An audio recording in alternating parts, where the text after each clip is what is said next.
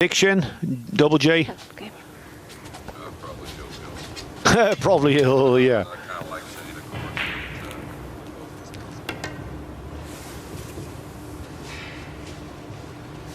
I don't like Shane in the match, but I do expect a hill.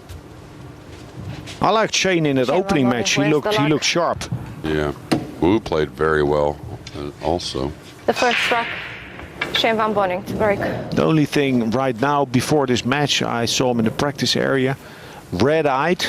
You know, we spoke about this before. Right. If you have a jet lag, you go up and down. You have these phases where you feel okay, and then all of a sudden, out of nowhere, you get real tired.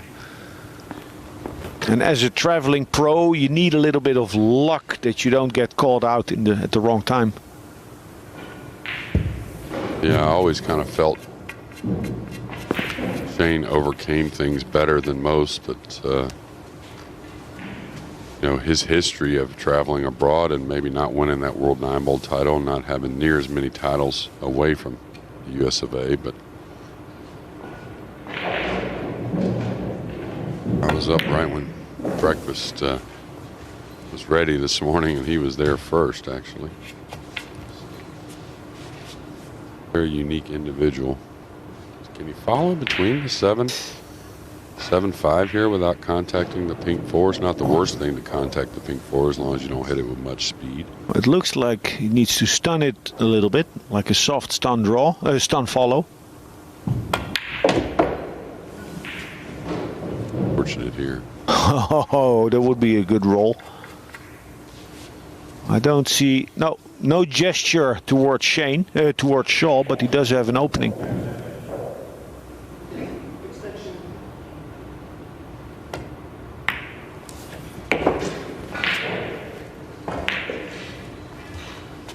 A lot of work here. All the balls kind of grouped along the center, you know, kind of channel of the table there. So there's going to be a little bit of traffic to maneuver.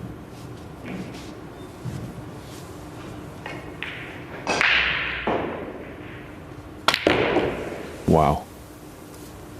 I don't blame him here. It's always going to be a little funny playing between, you know, kind of where the 8's at on one side or the other. So had some options there for the 6 in the side or the corner. So hard to fault that play. And that's his approach in 9-ball. He has a big stroke and he'll use it to get that cue ball in bigger zones.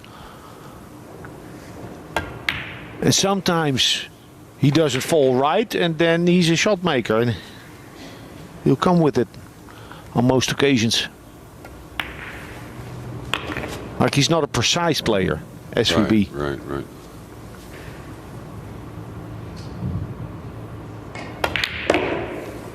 Shane van Boening wins the rock.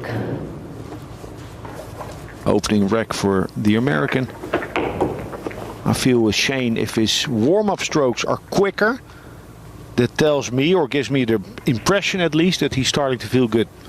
When he has that like less movement and a longer pause, then he's a little more workmanlike.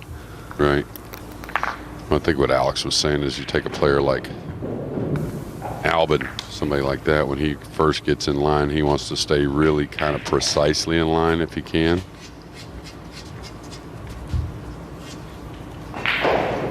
Yeah. Of course, Shane, hard The to second rock, Jayson showed to break. some precision in the game with Trailing so many 1-0. titles, but it's more of a flow at times. Oh yeah. He's a high gear player. Right. And it's all relative. I mean, you can't take anything away from him. Wow. Jayson Shaw wins the rock. Golden break for Shaw. Yeah, we saw the yellow 1 go in first, and then the black and yellow 9 follow it just a split second later. Both on 2 wins.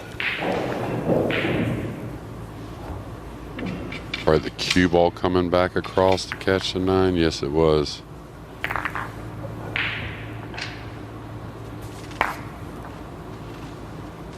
Father Shane, he's had the best of that. Golden breaks the last year. Probably no one's made more. Third rock, Shane Would van be a Boening nice, to break. interesting stat to Rocky. keep track of that.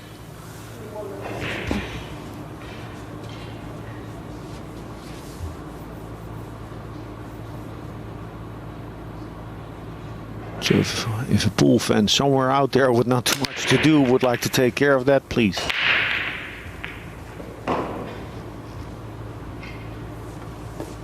Nothing in. The route from the 1 to the 2 is tight but playable. But then from the 2 to the 3 will be hard, as that 3 doesn't have an open pocket. Gotta just tell you what, if he can hit the numbers here with some top right English, come 2 rails inside the pink 4 and just rest a little bit short of the purple 5, that may offer a perfect angle to come across and get short side on the 3. Is he drawing into the 5? This is the shot I was talking about, but it was hard. Yeah, he didn't have a roll angle for that shot.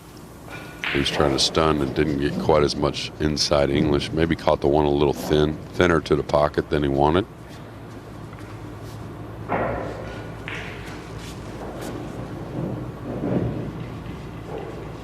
Can cut the 2 ball all the way down table. Extension code. Pretty comfortable putting it underneath the 8, maybe? Or bank it towards the 6-3. Don't leave an edge. Ooh, fortunate that didn't come open.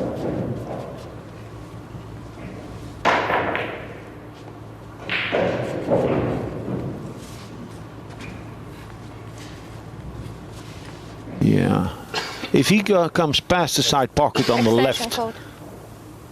and played with stun, he'll go to the short rail just before the 2. Gonna bend it between the 8 and 9. Usually Yeah. Shane overhits this and doesn't let the bend take a lot of time.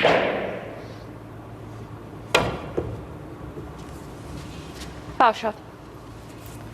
Bow in hand. So the line there was just past the side pocket, but if you hit it lower as he did, Start the clock, please. like a little lower on the long rail but with more draw, it gives you a bigger 2 ball. Yeah, I think it was just lacking a little bit of draw, really. I Yeah. think the speed was okay. Try and bump this 6, he can kind of just crawl above it for the cut shot. Do it. There. Doesn't appear so to me. Well, if it's there, he's still jacked up over the 8 ball. Is that nonchalance? Eh, Eh. I wouldn't say that. You know, Jayson makes it look that way sometimes, right? But I think he ran 700 and something balls looking that way, really. But Yeah. straight pull challenge. Playing 1 rail. No, punching around. Yeah, today's equipment, I think on that type of stun shot is so much different than years ago. You saw his tip position there, right? Yeah. That would have, you know, on the old felt, when I started playing, that tip position would have never stunned the ball around. But today's equipment's so good, and Simona's cloth is so good.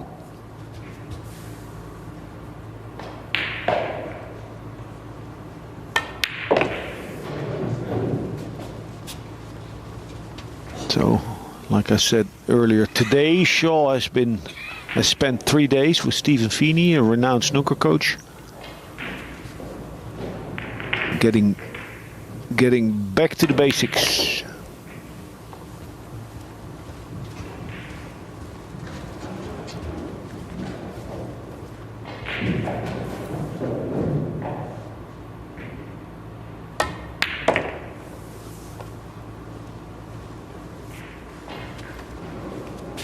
A little more angle on this 9, but it shouldn't pose a problem. So, from a ball in hand when SVB missed that kick on the 2. And the golden break in reg 2. Now a 2-1 lead for Jayson Shaw.